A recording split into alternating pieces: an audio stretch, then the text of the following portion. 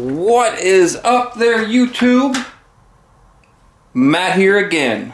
We have our Benelli TNT, formerly 135, then 155, big bore, fully built motor, and we have something hanging in there that's got a little bit more spice, to it.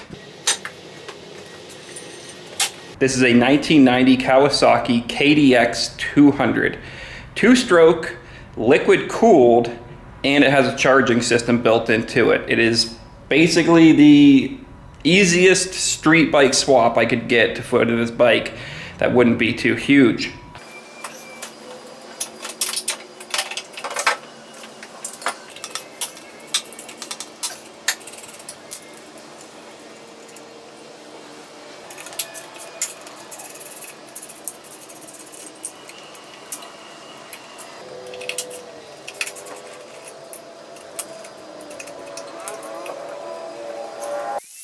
With the old engine out, it's only a matter of stripping down the rest of the frame, taking out everything we no longer need. We're going to start nibbling away at all the mounts and hangers and all those things that mounted the accessories for the old engine. We're going with the less is more approach, just taking a little bit out at a time, testing the engine, a little bit out at a time, testing the engine. And when we're all said and done, we'll have this thing polished down to the bare minimum, where the new engine bolts straight in.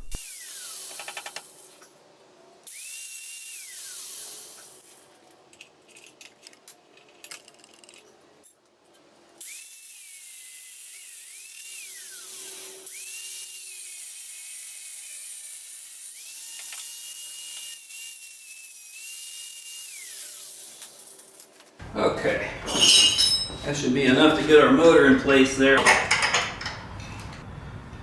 Fantastic. It looks like I can steal this side of this mount and this side of this lower mount, and it's a straight line damn near down through the two. So I should be able to make a plate that bolts in here to here and then has this third eyelet that grabs onto this side. And then I can come off the bottom of this mount up to it on the other side, and it will be perfect.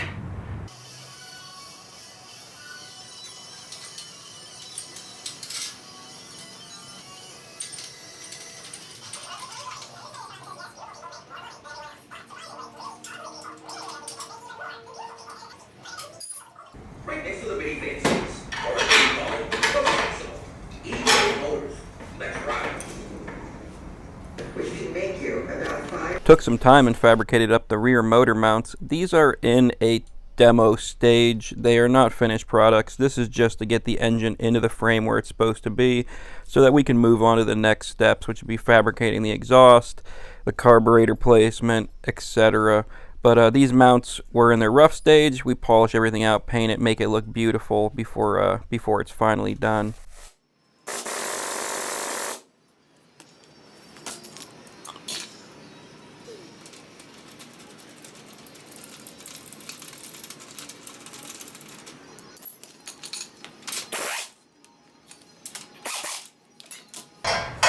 If this doesn't work, through there, not too far up. Unless you're coming out this side now, I'm trying to go through the middle here. I could trim the tail edge. Yeah, I'm going to have to cut this out. That's close enough. We're making that short.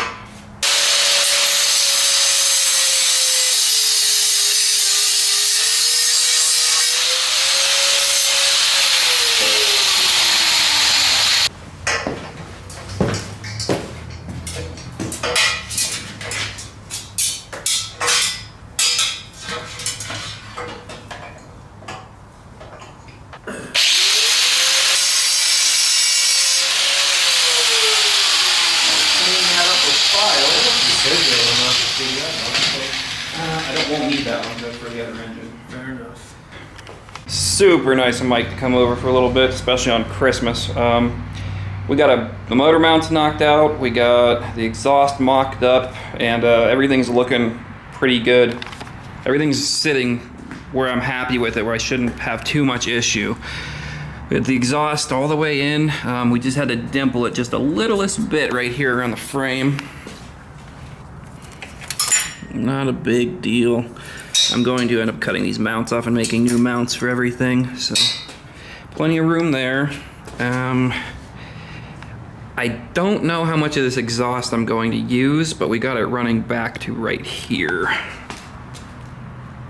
In a good location, plenty of room everywhere. I think I'm going to, I'm gonna have to start cutting and welding, but I'm gonna have to bring this exhaust downwards because I want to use the stock Benelli muffler right here. Just gotta make one more motor mount. Now the exhaust is in, that comes off of here and goes around each side of the exhaust and comes down and grabs that lower mount right there. Right there.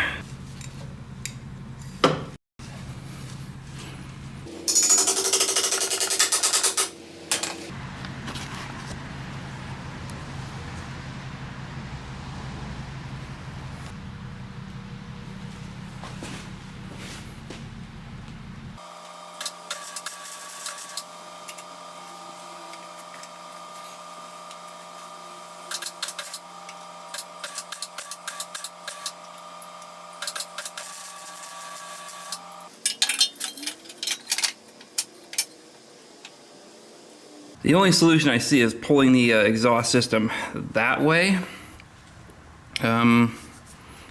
So I think my best course of action here is I've got about 1 inch all around this system that I can take out of it. I'm gonna have to re-dimple this pipe, guaranteed, which is not a big deal, but I've got 1 inch between here. I got almost 2 inches between here and here, so I take 1 inch out and I pull it in. I should still have clearance. Everywhere else should be fine. Right in here I can take a little bit out. So yeah, I'm gonna cut 1 inch out of this neck and then re-weld it all together.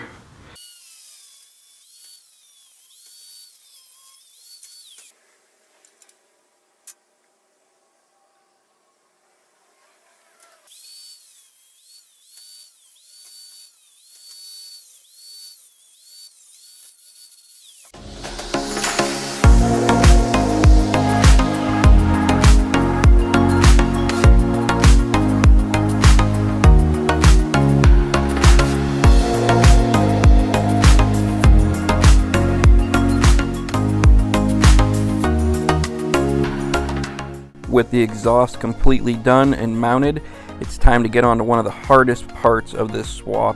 This engine originally using 2 smaller radiators that stuck up into the front fairings around the gas tank. We had no placement for those, so I did some math, did some hunting around, ended up settling on a cooling system from a Kawasaki Ninja 250. I got the radiator from the 250, I took the expansion chamber, the fill tube, I modified all the lines. I basically took the entire cooling system from the Ninja 250 and decided to mount it under the engine of the bike. There was no room in front with the exhaust placement, there's no room behind, there's just no room with this mini bike to put this cooling system anywhere other than underneath the bike. So what you're seeing me fabricate now is a bulletproof crash cage that goes around the radiator but still allows optimum airflow through the radiator. And I never had a single problem with this setup. It didn't hit the ground ever, which is fantastic. I was really worried about ground clearance, but better than that, this bike never got to the point where it overheated. It never got hot, nothing. So this ended up working out great. It actually ran too cool to the point where we ended up removing the expansion tank at a later date because it just wasn't needed, and you'll see that in later clips.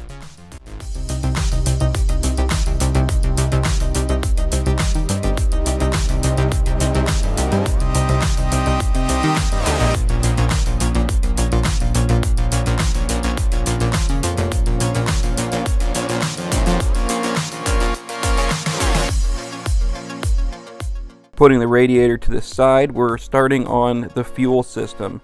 The original Benelli's fuel system was high pressure fuel injection. We don't need that.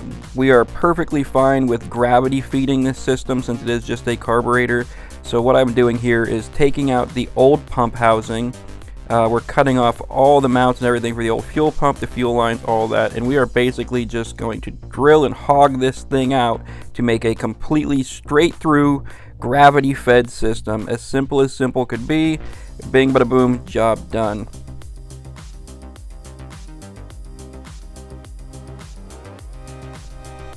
And then with all the cage parts painted and whatnot, we're going to go ahead and get this whole cooling system, the radiator, the lines, everything hooked up underneath the bike.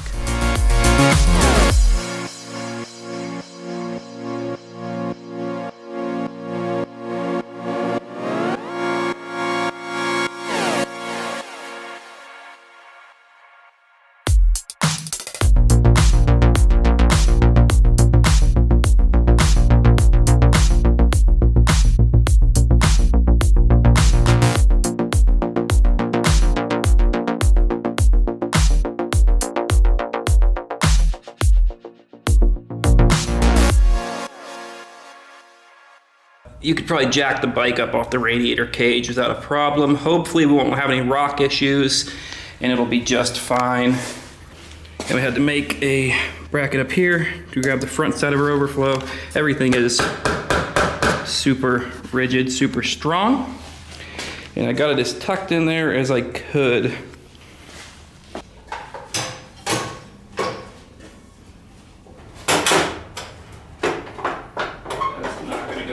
Top of that, but you can get an idea. We got to trim around the exhaust here, so we're gonna have to take a big chunk out of that so it lowers down. It's got to go down a lot. The hardest part with this bike since we did it, I got the swap done in realistically 2 days. That was easy part. Mounting the motor, the radiator, all that wasn't too bad. The hardest part is the motor I decided to use. I picked a motor that fit the frame, so I wanted to make it easier in that aspect, but the motor I ended up picking, the KDX 200, this specific year I used is a nightmare to find parts for, so that's what's been taking so long. Everything other than that, pretty easy. Well, my boy Ambrose down at K3 Off-Road, he's got the motor completely rebuilt, transmission's completely rebuilt. We found a whole bunch of damage in that motor when we opened it up. It got smacked on the shifter, and it ended up punching the shifter through the case damn near, and messed up the case. We were missing a couple covers, just all kinds of headache. But we are finally back together. The motor is 100% brand new, and it is turned up to spicy mode 11. Did you get a new shifter too? Yes. Nice. Yes. Yeah, I know the old one was busted up. Yeah, well, the old one was rounded off and no. It was messed up. I know that. Yeah, and then the end of it, where this got hit, where it blew the hole in the motor on that side. Yeah. That it was bent like a banana. So at that point, it was just like whatever. I can't believe how crazy everything's working out. Like we could probably squish a nice uni filter right in there and everything. Yeah, we could. I'm probably gonna make like a TPU boot. Okay. That kicks it up, and it shouldn't really affect airflow too much. But we're gonna have a ton of room for. Oh yeah, for sure. So we should be able to build something like a pretty cool airbox for it. All right, so we are getting ready to fire it up here. It's got to top off the fluids and whatnot, but left to go. We need to sort out a kicker. This is the factory KDX kicker. We're gonna get something that gets a little better in that line there. And electronics and whatnot are trying to be sorted currently. We obviously want to keep the stock gauges and all that. The Yankee throttle? Yeah, the Yankee throttle. There you go.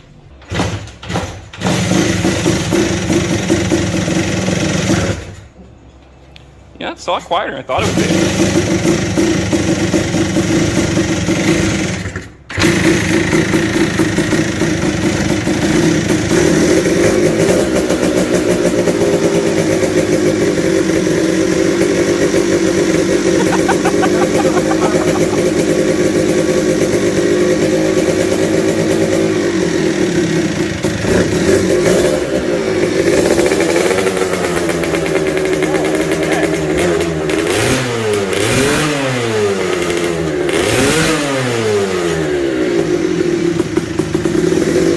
That's gonna piss everybody off. I love it.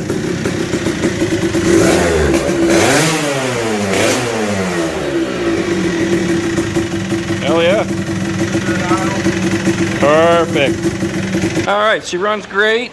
like I was saying, we're just gonna sort out the shifter here. We're gonna run through the wiring. He's still got to do a lot with the wiring and get all that sorted out. And the other main one, I guess, is just the rear sprocket.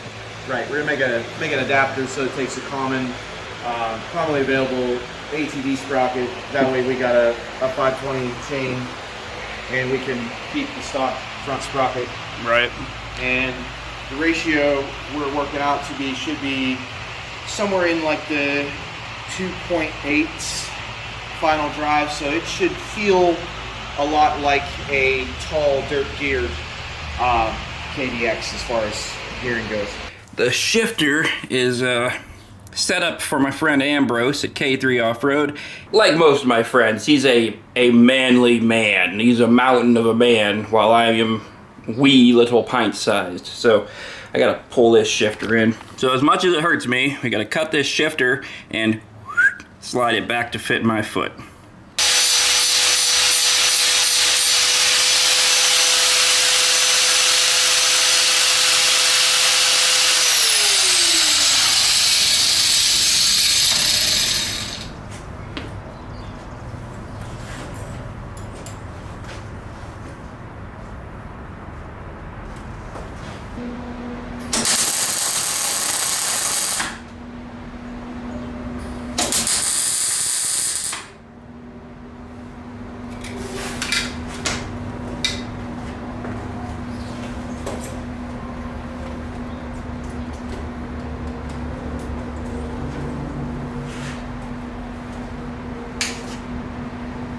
Job done, no problem. We just took 1 inch out of it and we pulled it forward 1/4 of an inch.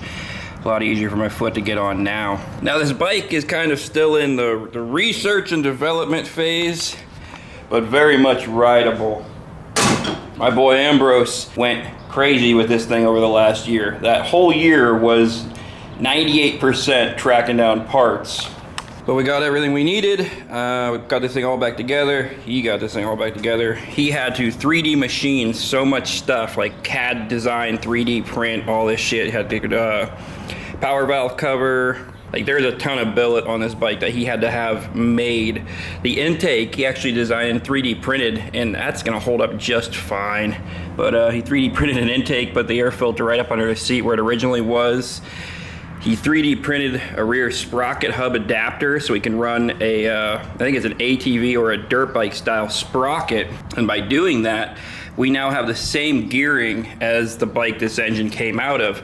So this is very much a 100-mile-an-hour bike. So it's geared exactly like a KDX 200, but it's half the weight, half the size, half the tire rotation. It's a KDX 200 that went on an extreme diet. This thing is vicious. It is 40 plus horsepower without question. Vicious, but a smooth power curve.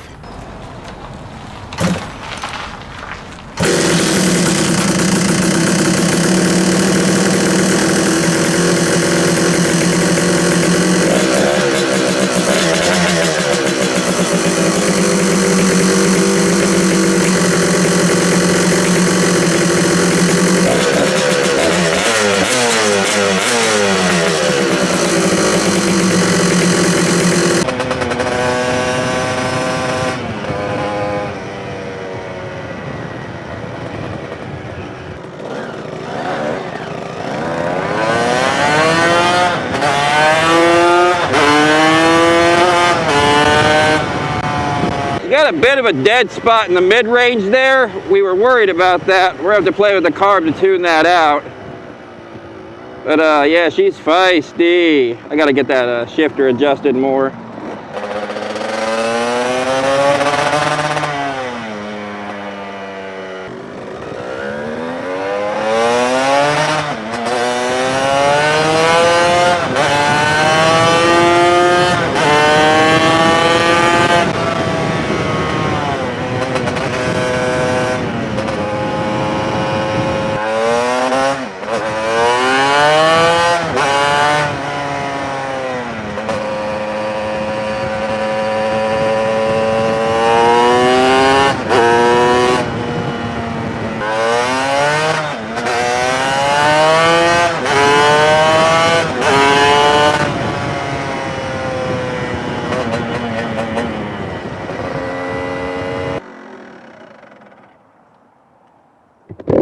Alright, we have got to raise the idle on this thing. It is, it's not idling happy. It definitely wants a lot more fuel on the top end. The low down's great, mid-range and top end are suffering. So I can't get my fingers in here.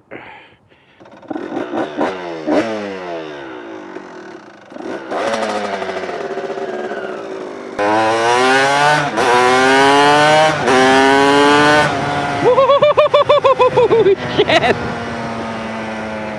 Oh my god, this thing is gonna be a handful once it gets that top end cleared up. I'm not going anywhere near past half throttle. The clutch needs some work. I'm using the stock lever and linkage from the Benelli on the KDX case, and the throw's just not quite right. We're off by a mil or two in length, so I'm gonna have to do some adjusting on the cable or spacers or something.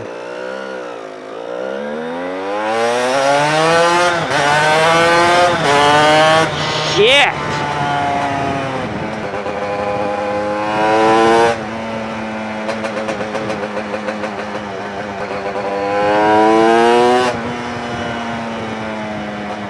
Damn, this thing is nuts. I just wish these roads weren't wet and I could have a little bit more fuel to get into. Can't play with this clutch adjustment a little bit, see if we can't get her a little happier. Because she is not quite happy yet. Alright, alright, alright.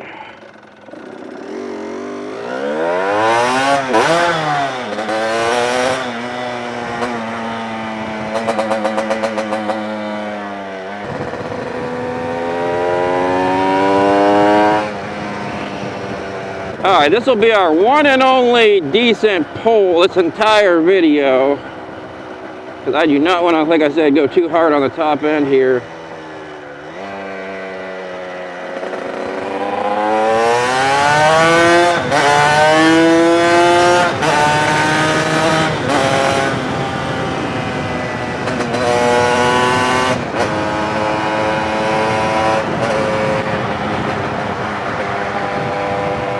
Well, there was just a hair of throttle, 6th gear, 55 miles an hour. This is easily, without question, a 100-mile-an-hour bike. There's 65. I'm just giving it trickles of throttle. Like I said, I don't want to melt this thing down. Yeah, once we clean up the top end, fuel this thing out, get her happy. It's a 100-mile-an-hour bike without even trying. Cruise the freeway 65 all day. Man, I just wish I had all my right wrist available to me right now. But like I said, first ride, can't get it all. These roads are so wet.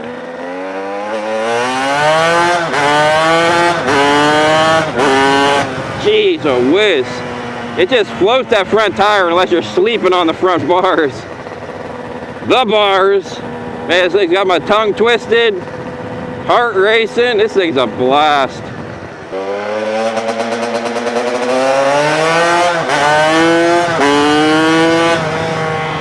$50 just like that, quarter throttle, guys. Woo-wee! Love it. Oh, on a good note, I think I got the clutch where it needs to be.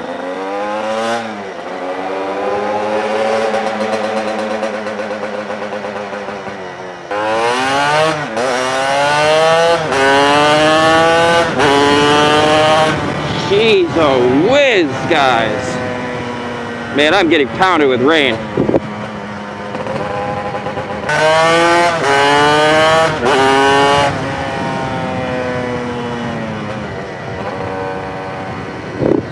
I am just tickling the power band.